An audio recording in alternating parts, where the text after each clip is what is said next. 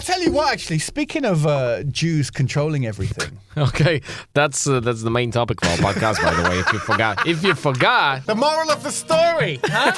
You try and do some good, and that's what you get, yo. Right, where's the body fascism? If the Tequila Girl isn't hot, that's when you know you're in the wrong place. Get out of my way, I'm a Christian. I just have a message for the deep state. You need to up your game, because I believe in you. Could you please keep a better control of your political puppets?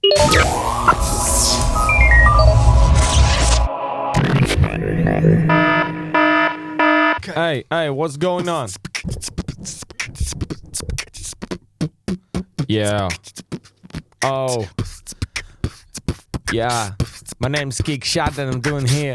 My name's Kickshot and I'm doing here stuff. That's my rap. That's my stuff that are gonna be hot.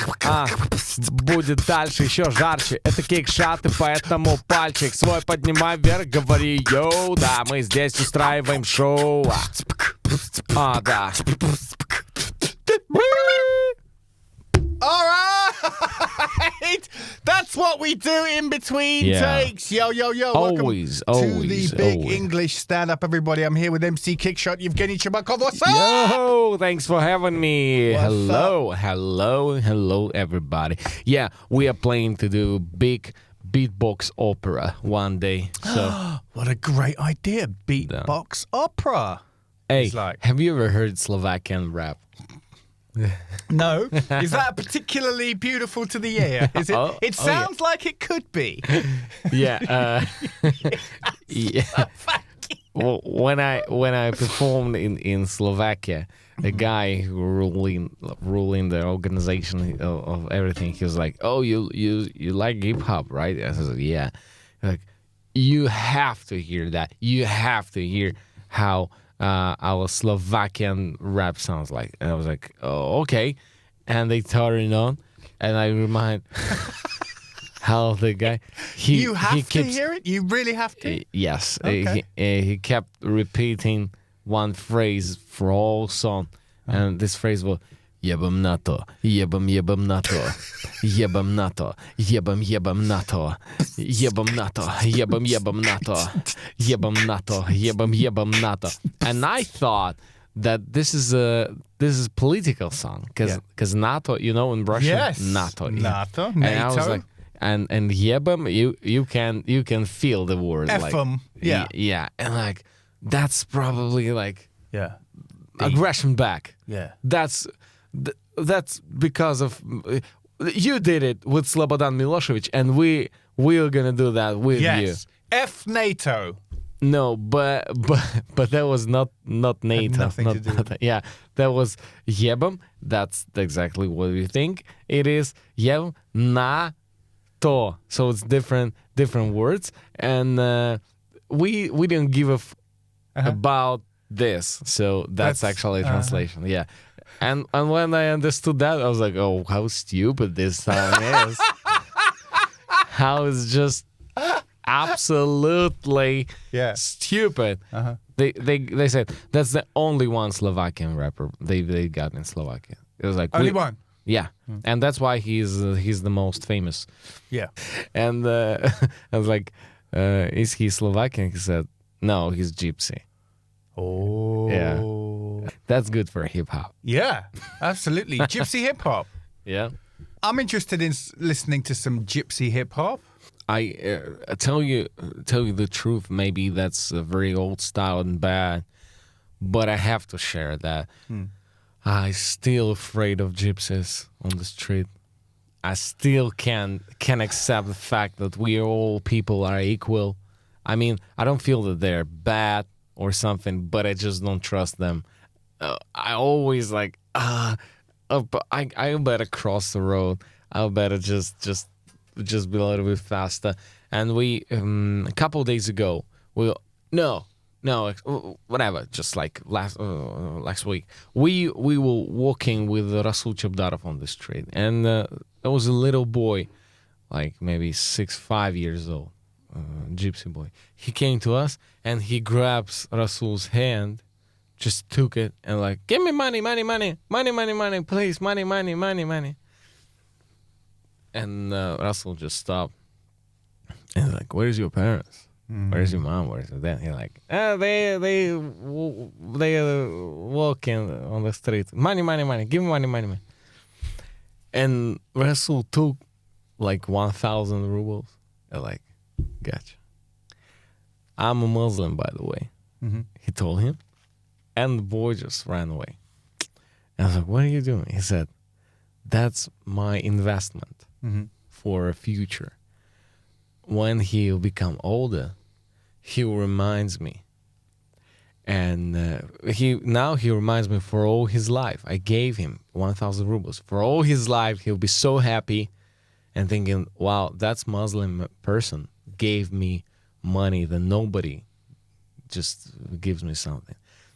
And now I'm an old man right now, and I want to tell all my kids and all my friends, you all should accept Islam and become Muslims.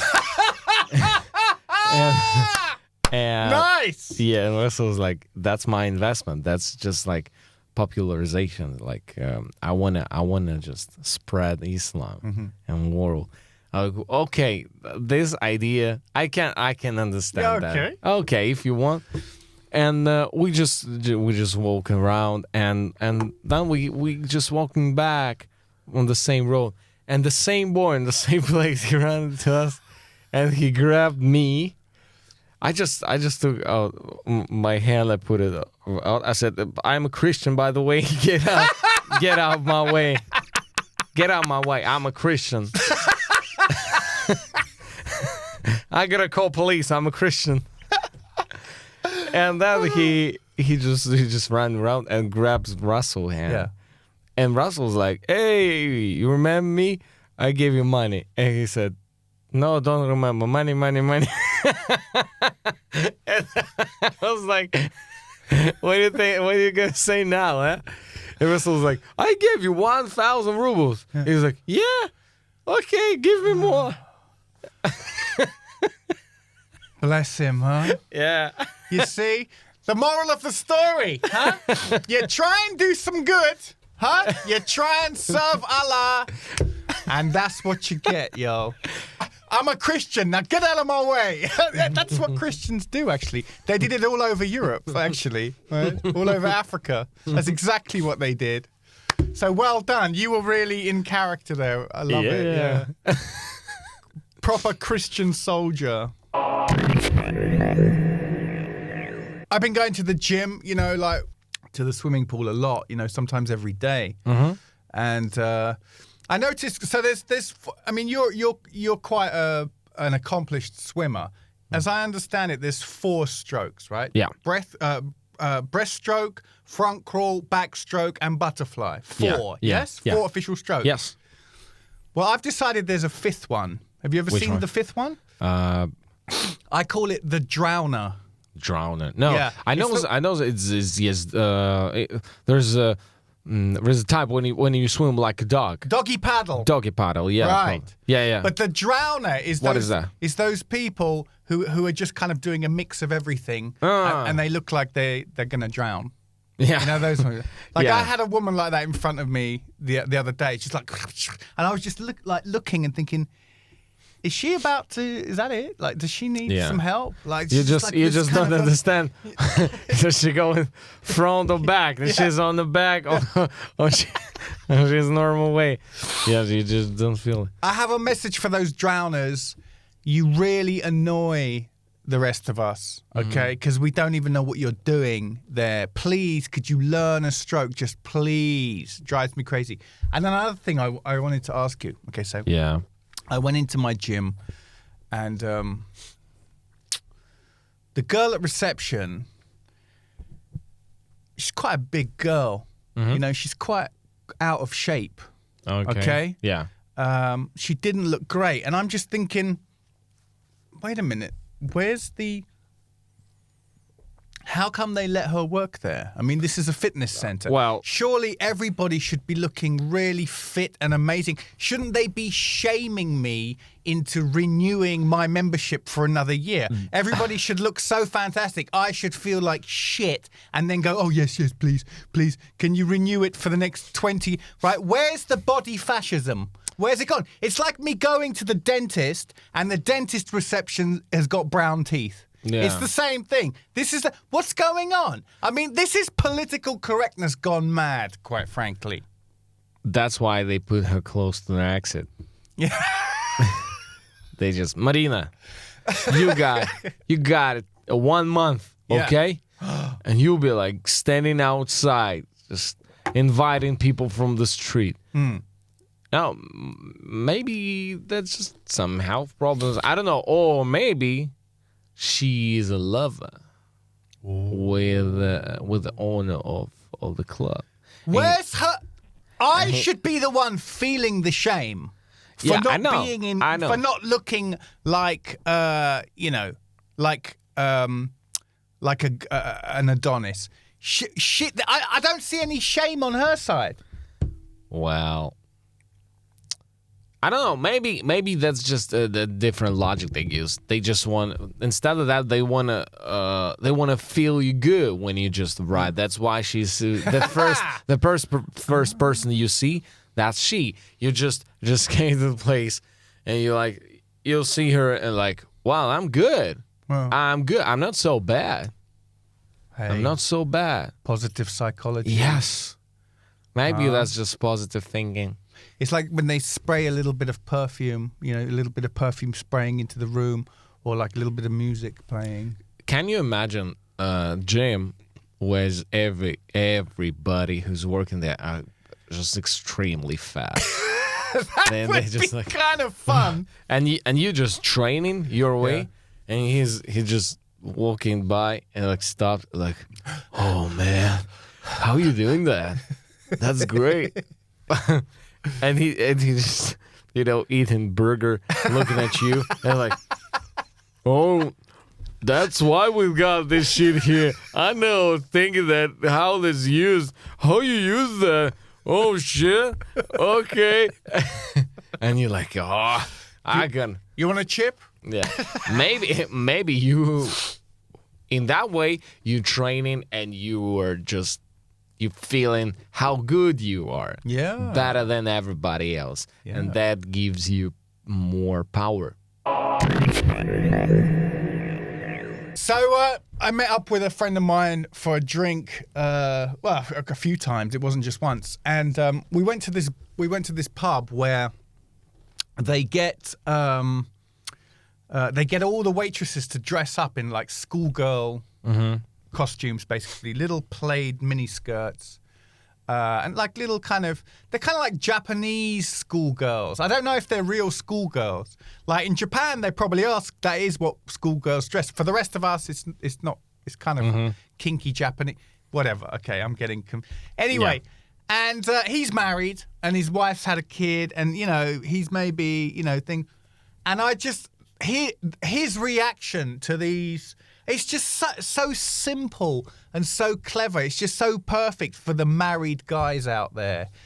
Like to have a pub where you kind of get to perv at the waitresses. Just gives you a little thrill. Yeah. You're not doing anything wrong. Yeah. In your mind, I mean, we're not going to talk about what's going on in your mind necessarily, but you're not actually doing anything wrong. You're just getting a little thrill while you're drinking some beer. And I just thought to myself, God damn it, why didn't I think of that? I mean, it's just brilliant for the married guys, And then funnily, because in America, they went too far with this Hooters. Did you Yes. know? Hey, I met you there to watch a game once, Yeah. Because I liked going there because they would show the sport. Yeah, that's my excuse. But it went too far and it didn't work in Moscow. It closed down. Oh, really? Got kicked out. They didn't get it. The Russians didn't get the whole Hooters thing. They didn't get the it. idea of that. Yeah. Chicken wings, looking at young girls' cleavage and flirting with them as they bring you the wings and watching sport. It looks all makes like a sense perfect. to me. Yeah. What Russian man? No, don't. Not for me, thank you. You know. Mm-hmm. But I loved. I could go there and I could always watch the game I wanted to watch. See, that's why we went there. And I can tick off a Hooters waitress. Actually, Really? I can. I can tick that off, y'all. But you know what I can't tick off? This is what I wanted to talk to you about. A Tequila Girl. Mm-hmm. Now, we've all been in hibernation a little bit recently, and I just think the Tequila Girl is a fascinating thing, isn't it? Mm-hmm. There you are, having a beer with your mate, minding your own business, and this beautiful girl rocks up. She's got a bottle of Jägermeister in one hand, a bottle of tequila in the other. She's usually hot. I mean, they are usually 8s, 9s. Yo, we're in Moscow. Mm-hmm. They are usually got a fantastic cleavage. And, you know, if the Tequila Girl isn't hot, right, that's when you know you're in the wrong place. Right? I mean, you got to get out of there. You're in big trouble, right? If she's like... Anyway... And I was just thinking, it's fascinating, isn't it? Again, great for the marrieds because it's just like free sort of attention. But I mean, I can't do that anymore. There's a tequila age, isn't there? There's an age at which tequila games are like, that's it. It's over. Yeah. It's over. OVAH. Over. But I just thought... It's just an amazing thing. I don't know why. And what a terrible job. Watching all these men getting drunker and drunker. You're making them drunker. And they must be like flirting with you. And the more they drink, the more they think they have more of a chance of you. The better looking you get. It's just kind of like a freaky idea. And what the idea of that? How she's you're giving her money for the, oh, that's how it works. So you're just I never, where's that? You don't even know what a Tequila Girl is. I saw them, but I never. Every time I saw them closer, I was like, "Oh, she looks nice," but she's like, I'm not drinking alcohol." That's true. And that's it. That's the end of the conversation. It's fascinating speaking with people who don't drink. You know, but yeah, she walks around and she offers you tequila just to get your night going. Mm-hmm. You know, and you're just paying for a shot. And you do. And there was this one time there was a couple of guys I went drinking with, and one of them was huge. He's like big guy, 6'7". Something 2 meters, and very wide, just a very large man. Ergo, he could take a lot of alcohol. And I was hanging out with them, drinking with them, and he was very unhappy in his marriage. He got divorced only about 6 months later, but like I heard he was just miserable in this marriage. He just married the first girl that he banged at university. It's one of those situations. I've seen it many times before. And so, I mean, he was just flirting with all the waitresses. And then the Tequila Girl comes over. And this is the first bit of kind of female attention he's obviously had in a long time. And he was just to keep engaging her, keep talking to her so that she wouldn't go away. He just kept ordering more and more tequila. And it's rude just for himself. So he was ordering it for all of us. And I was just looking at this situation, just thinking, this is not going to end well, is it? But we kept drinking because what else could you do? And then by the end of it, he started saying, well, can I buy you out of your shift? So she has the bottle of tequila. There's obviously a certain amount that she has to sell for the whole shift to be worth it. And then she can go home, you see? So he wanted to know how much tequila he needed to drink. When I say he, I mean all of us. Yes. How much we needed to drink so that she can just put the bottle down and continue the evening with them as a friend. Yeah.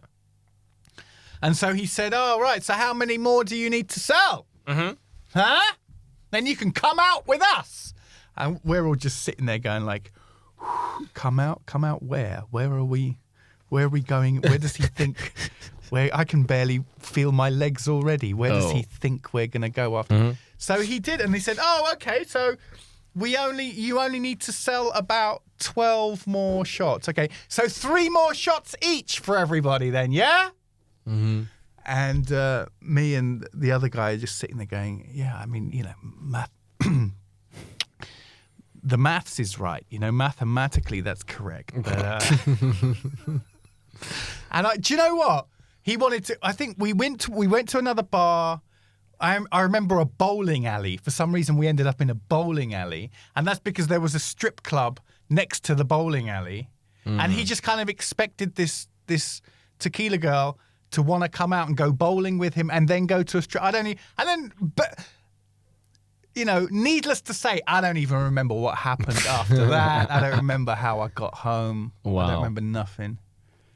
I have a vague recollection. I have a vague memory of him trying to take money out of the cash machine before going into the strip club because he felt he didn't have. Right? Now, if that's not an image that should fill you with dread, then I don't know what is.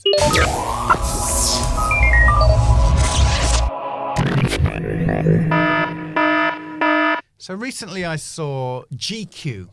Mm-hmm. GQ Magazine. GQ magazine, right? And I'd completely forgotten about the whole existence of this magazine. Mm-hmm. I forgot. I was like, oh yeah, GQ, yeah. Yeah, GQ sounds very 2011. Right. Thank you. And I was just thinking, and it was like, Man of the Year. Who is going to be Man of the Year? Dude, I got to tell you, I've never understood this male magazine culture. Mm-hmm. I mean, when I was a teenager and I didn't know who I was yet, yeah, sure, of course I'd look at them to try. But really, it's just a way for them to sell Hugo Boss, aftershave and all this shit. It's just really just they make fluff pieces and they make money through advertising. But exactly what you say, 10 years later or 20 years later, who cares? Absolutely. It's not it. But would you like to be Man of the Year? Because, I mean, someone like you, the way your career's going, maybe they would get in touch with you and say, hey, man, you're our Man of the Year, or you're on our short list of Man of the Year.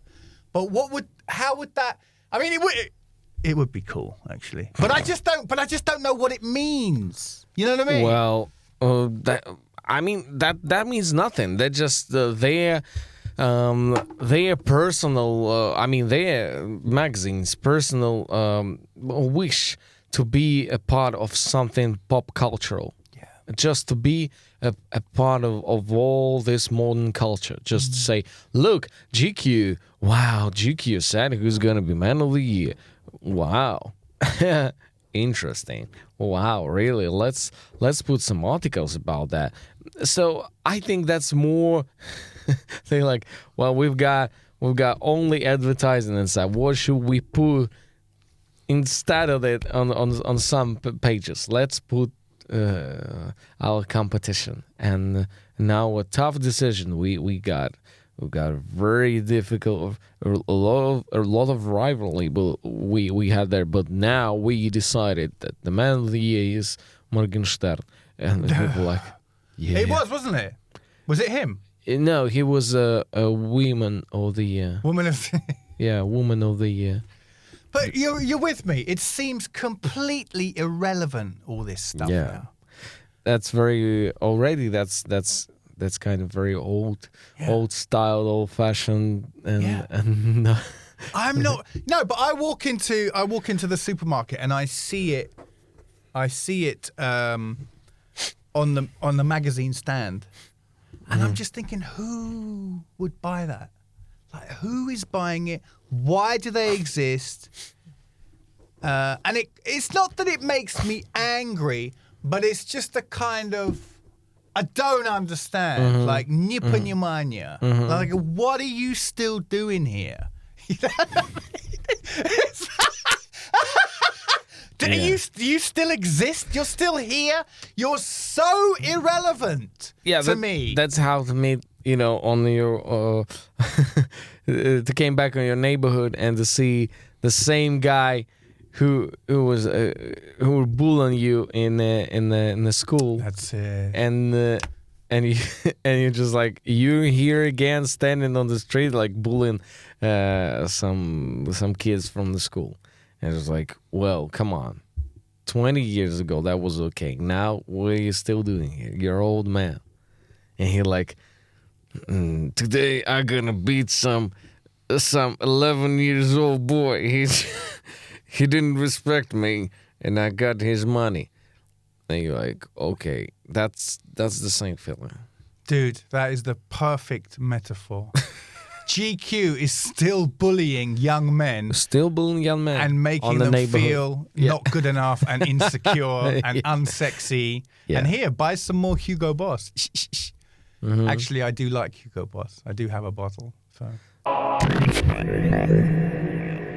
How do you feel about what happened in Washington, D.C.? The storming of the Capitol by a bunch of... I was thinking, what's the strange time, to take drugs in our world? No, I'm gonna explain.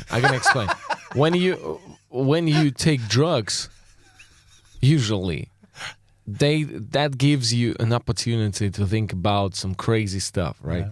You're sitting with your friends, and you're just like, whoa. Can you imagine Vikings in White House? Or in Washington, D.C., Vikings in Washington, D.C. Oh, come on, dude. That's really hard stuff. And now you can just turn on TV and see all that. And you're like, oh, I don't need any drugs. I can see that. I can see it on TV right now. I mean, for my part, the way I feel about this is that there is a part of me, there's that rebellious part of me that really wants to congratulate Donald Trump on all of his achievements. Like, he's been so disruptive. Like, no one's going to forget him. No one's going to forget him for a long time now. You won't forget me. He's kind of like that drunk that's being thrown out of the bar. And he's like going, you won't forget me. I'll be back. I'll be back. And you're like, yeah, sure, whatever, right? Like, no one's going to forget him. No one's going to forget this period when he was president. But it's just such a shame that he had to do it through neo-Nazi, white supremacist, racist, hillbilly bastards. Mm-hmm. That if it wasn't for that, because I find that disgusting. And I don't even know why. I find it disgusting. But the disgust overpowers what more logically I would like to congratulate him for the genius of his disruptiveness. Absolutely brilliant. You boil everything down to 3 words, build that wall, lock her up, make America great again, 4 words, but that's because it was Ronald Reagan's too long. You see that? Too long. Ronald Reagan didn't know what he was doing. Yeah. MAGA. I am prepared to MAGA make it. Yeah. He got it down to 4 letters. Yes, Perfect. Yeah. That's the world we live in. I'm prepared to refer to this level of instinct and marketing and self-promotion as some kind of genius. Yes. Mm-hmm. Yes. And I held back for years. I was like, no, he's an idiot. Mm-hmm. But because I was just disgusted. But I guess you don't really need to follow it that closely, do you? Yeah, probably, but still, that's the world's biggest economy. Anyway, it's not for long. Not for long, as far as understood, because Kazakhstan is moving on, but the world's gonna change. And I just have a message for the deep state. Yo, deep staters, you need to up your game, man. You need to up your game, because where were you? Because I believe in you. A lot of people don't believe in you, but I believe in you. I know you exist. I know you're out there. And you guys, you need to come back and take control of this. And you need to you need to have control of your puppets, the puppets out front in the political system, okay? And it got a little bit too out of control. You let it get out of control, and you guys, I don't know where you've been. I don't know what you're doing. I don't know if this is some kind of double bluff or something like that. I don't know what's going on, but I don't like it, okay? I don't like it. And could you please keep a better control of your political puppets? Thank you.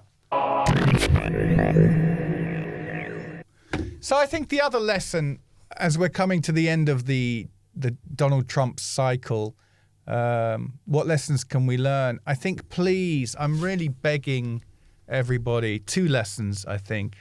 Number 1, can we stop voting for populist clowns? No. No? Why? No.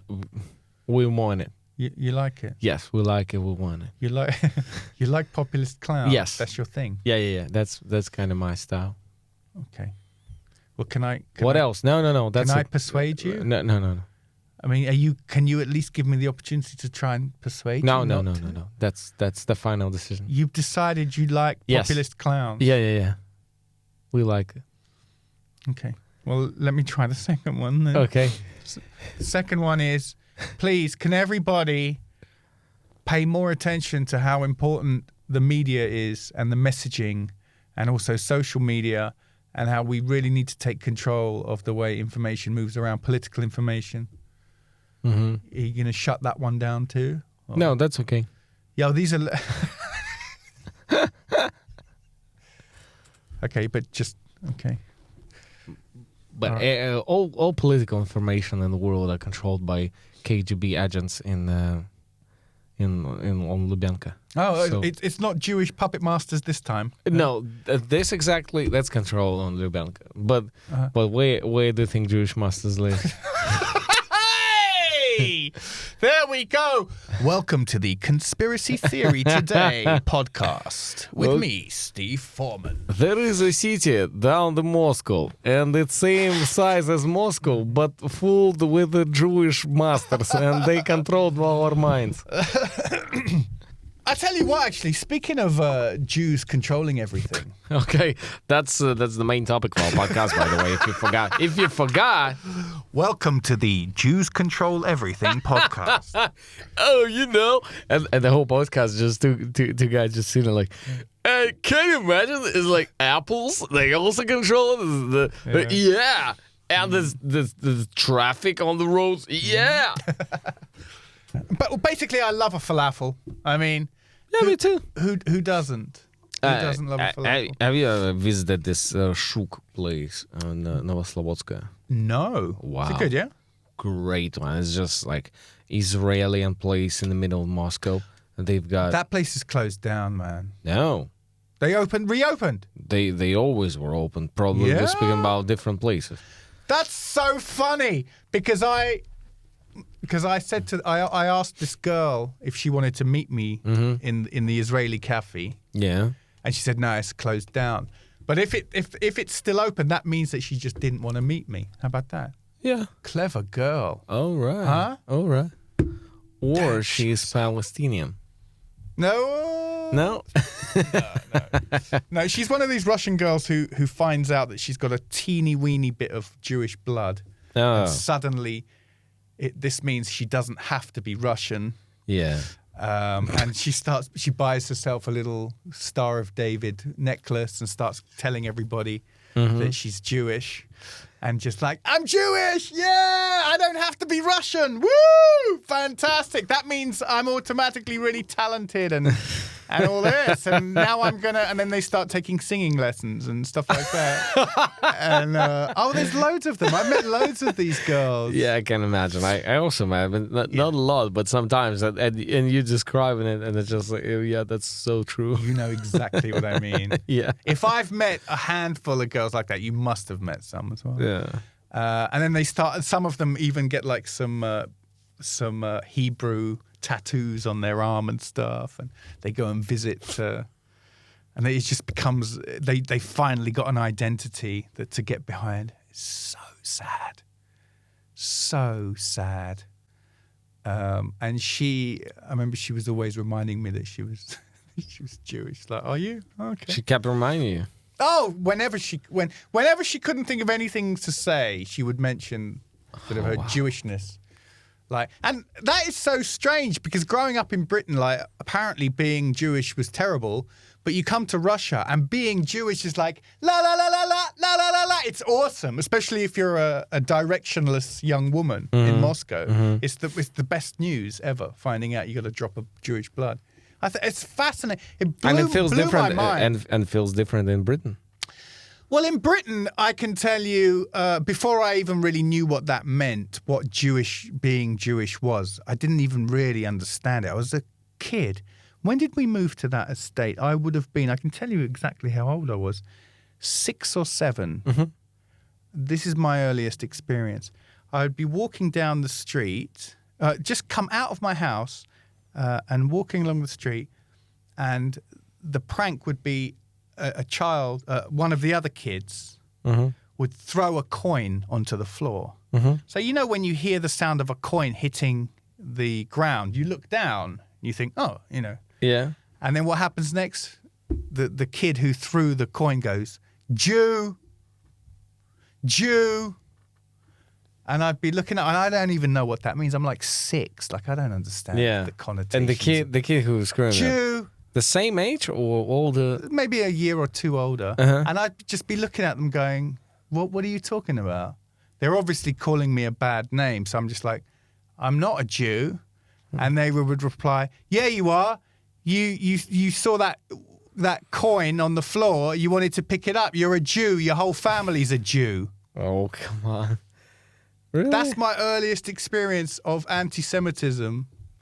Wow. At 6 or 7. It's just absolutely from nowhere. The kid who did that prank, he probably doesn't even understand what he's doing. Yeah.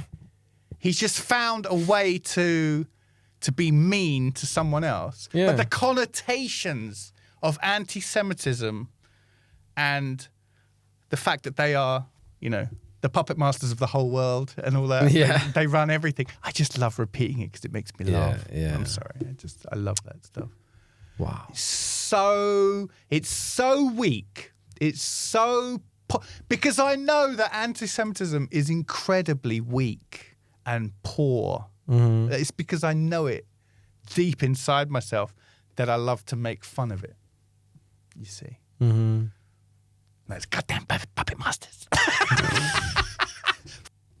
You know, speaking of the KGB, our... I think you'd already gone, or maybe you were here when he was talking. But our engineer there, Pasha, he was talking to a colleague of his, and it was about voice recording. Yeah. Again, and he started describing this guy that would come in and do the voice recordings for something. And he heard that this guy was being replaced and he wasn't going to see him anymore. And he was really happy about it because he was like, you know, because he really annoyed the shit out of me, you know? He really enjoyed, he had this kind of, he started describing this guy, like saying, you know, these people where they bother you, but you don't know why.